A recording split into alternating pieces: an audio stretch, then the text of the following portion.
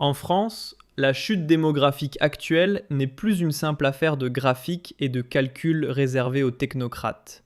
C'est devenu le miroir d'un malaise plus large, révélant les fissures d'une société en pleine mutation. Pour la première fois depuis l'après-guerre, les décès surpassent les naissances à un niveau record, provoquant une onde de choc symbolique et remettant en question tout un modèle socio-économique.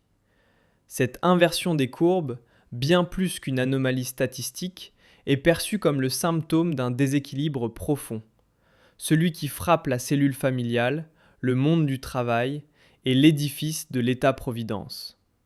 Dans les débats publics, ce n'est plus la liberté de style de vie ou les choix personnels qui sont pointés du doigt, mais un climat d'instabilité économique et l'ombre portée de politiques publiques jugées décourageantes. Le coût délirant du logement, la précarisation de l'emploi et l'impossible jonglage entre carrière et vie personnelle composent un cocktail dissuasif pour quiconque envisagerait d'agrandir sa famille.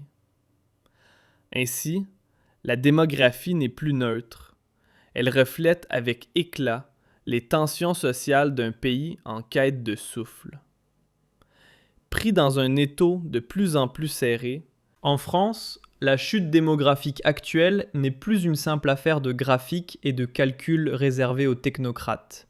C'est devenu le miroir d'un malaise plus large, révélant les fissures d'une société en pleine mutation. Pour la première fois depuis l'après-guerre, les décès surpassent les naissances à un niveau record, provoquant une onde de choc symbolique et remettant en question tout un modèle socio-économique. Cette inversion des courbes, bien plus qu'une anomalie statistique, est perçue comme le symptôme d'un déséquilibre profond, celui qui frappe la cellule familiale, le monde du travail et l'édifice de l'État-providence.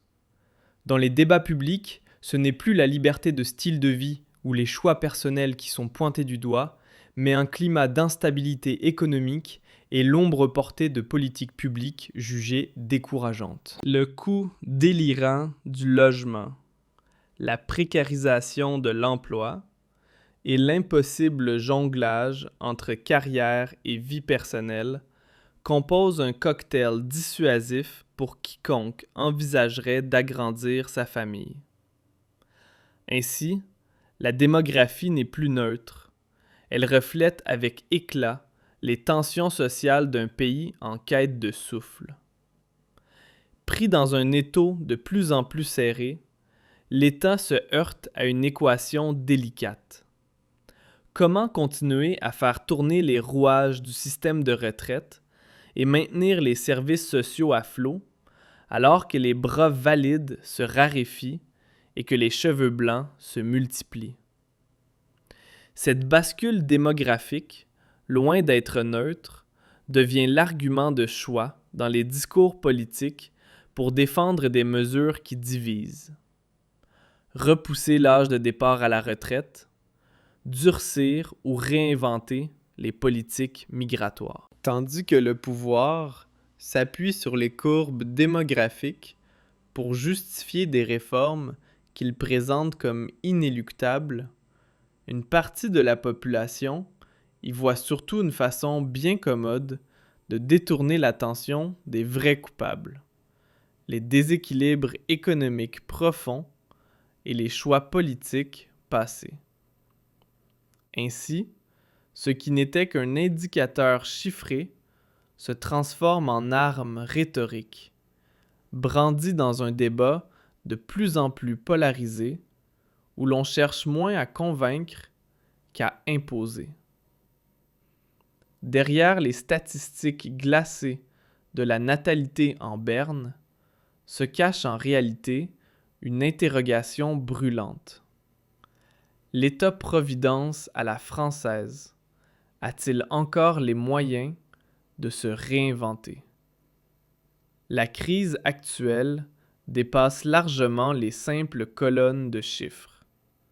Elle remet en cause la capacité des décideurs à bâtir un environnement de vie propice à la stabilité et à l'espoir. C'est précisément ce qui en fait un sujet si central dans le débat politique. Bien plus qu'une affaire de population, c'est un révélateur d'un changement de fond dans le pacte social. Entre l'érosion du lien de confiance entre citoyens et institutions, l'essoufflement de la solidarité entre générations et les failles d'un modèle social longtemps perçu comme pilier national, c'est toute une vision de la République qui vacille. Désormais, les données démographiques ne sont plus de simples indicateurs. Elles deviennent le socle sur lequel se construisent ou se déconstruisent les grandes orientations politiques et économiques. À l'heure où les berceaux se vident et où les maisons de retraite se remplissent, l'État brandit les chiffres démographiques comme une preuve implacable. Notre modèle social serait arrivé à bout de souffle, et les grandes réformes, aussi impopulaires soient-elles, deviendraient incontournables. Dans ce récit officiel, retarder le départ à la retraite devient une évidence mathématique, la seule parade face à un déséquilibre financier que personne ne songerait à contester. Mais cette mise en scène, appuyée sur des courbes et des ratios, suscite bien des remous. Beaucoup y voient une lecture opportuniste et réductrice d'un malaise beaucoup plus profond. En se focalisant uniquement sur l'arithmétique des générations, le débat occulte d'autres leviers essentiels. Comment sont réparties les richesses ?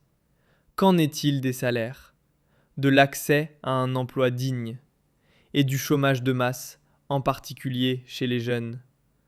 Autant de questions reléguées en arrière-plan, noyées sous le poids d'une logique démographique utilisée comme bouclier idéologique. Sous couvert de neutralité chiffrée, le discours officiel joue une partition bien rodée. Ce qui relevait hier du choix politique devient aujourd'hui une nécessité technique prétendument indiscutable. Les données sont brandies comme des verdicts, et les décisions, parfois contestables, se déguisent en vérité mathématique. Cette mécanique s'applique tout autant à la question de l'immigration, désormais greffée sans ménagement au débat démographique.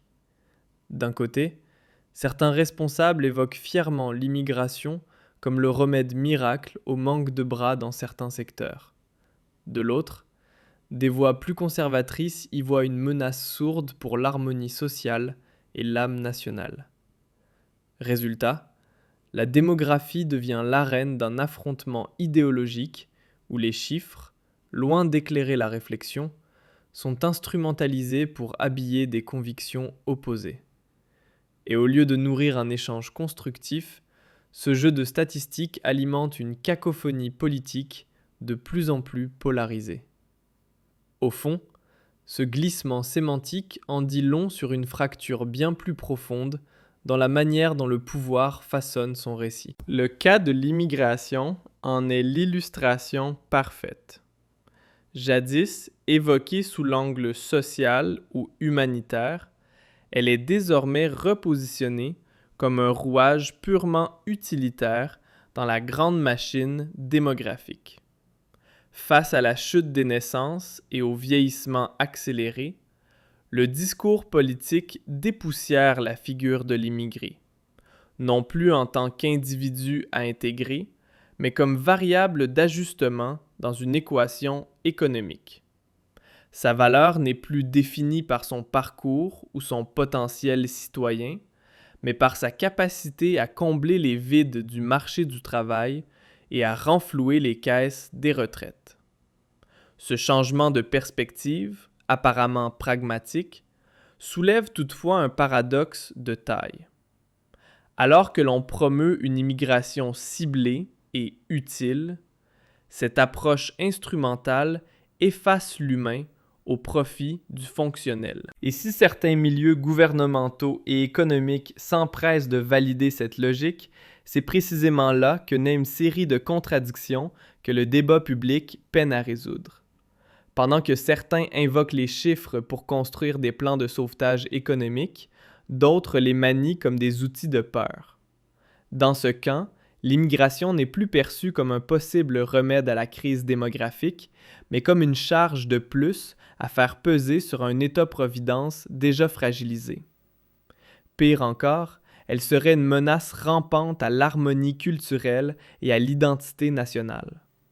Ce climat de suspicion transforme chaque donnée démographique en munition dans un débat miné où sécurité et culture sont désormais indissociables. Et au lieu d'ouvrir une réflexion sur l'inclusion, les politiques publiques ou les discriminations, la discussion s'enferme dans des calculs secs.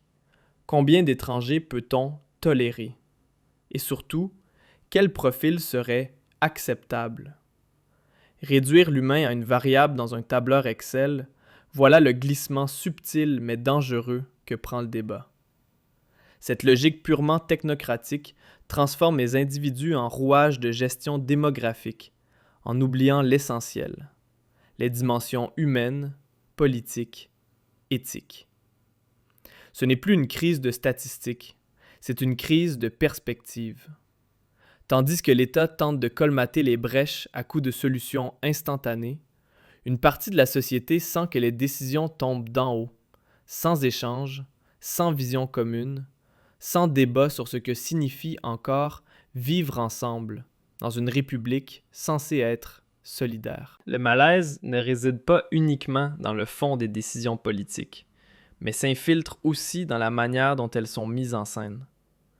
Lorsqu'il est question d'immigration ou de démographie, les mesures semblent déjà ficelées, prêtes à être tamponnées par l'administration, comme si le débat public n'était qu'un détail décoratif. Cette mécanique renforce le sentiment d'être spectateur d'un jeu qui se joue sans nous, alors même que ces décisions affectent en plein cœur notre identité, notre protection sociale et le destin des générations à venir. Résultat, les tensions montent, car on ne peut réduire le vivre ensemble à des courbes de croissance ou à des pourcentages d'intégration économique.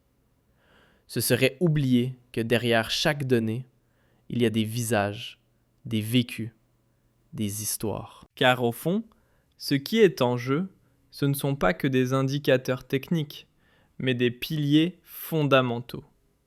Le sentiment d'appartenance, l'égalité réelle, la reconnaissance de l'autre et la capacité de l'État à tisser un projet collectif dans lequel chacun a sa place.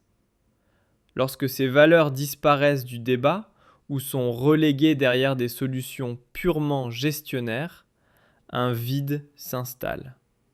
Et ce vide, comme toujours, finit par être comblé. Souvent par la peur, parfois par le rejet, trop souvent par des discours simplistes qui font le lit du populisme. Le sentiment d'être soumis à des décisions imposées d'en haut révèle une inquiétude plus vaste, celle de voir s'effriter l'équilibre délicat entre justice sociale et solidarité. Ce pacte invisible qui a longtemps tenu debout le modèle français. Dans une partie de la population, le doute s'installe. Et si les discours sur la démographie et l'immigration n'étaient qu'un écran de fumée?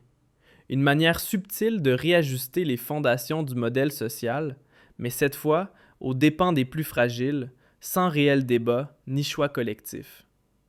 Qui paiera la note de ces réformes? Qui en récoltera les bénéfices? Voilà les vraies questions, trop souvent évitées. À ce stade, le malaise dépasse le simple désaccord sur les politiques appliquées. Il touche au regard que la société porte sur elle-même, sur la place qu'elle accorde à chacun et sur la capacité de l'État à encore incarner un arbitre garant du vivre ensemble, ou s'il n'est plus qu'un gestionnaire froid qui administre la diversité comme on gère un dossier comptable en oubliant l'humain au passage. Au bout du compte, derrière les débats houleux sur les retraites, les flux migratoires ou les équilibres budgétaires, c'est une faille bien plus profonde qui se dessine, celle d'une société en perte de repères, où la mécanique froide des statistiques a peu à peu remplacé le souffle collectif. Ce qui se joue, ce n'est pas seulement une crise de chiffres, mais une crise de confiance en l'avenir, en ceux qui décident, en la capacité de l'État à écouter et à inclure. Beaucoup ont le sentiment que les grandes décisions se prennent en vase clos, sous l'angle d'une rationalité technocratique, sans que les citoyens soient conviés à réfléchir au sens du vivre ensemble, ni aux fondations fragilisées de leur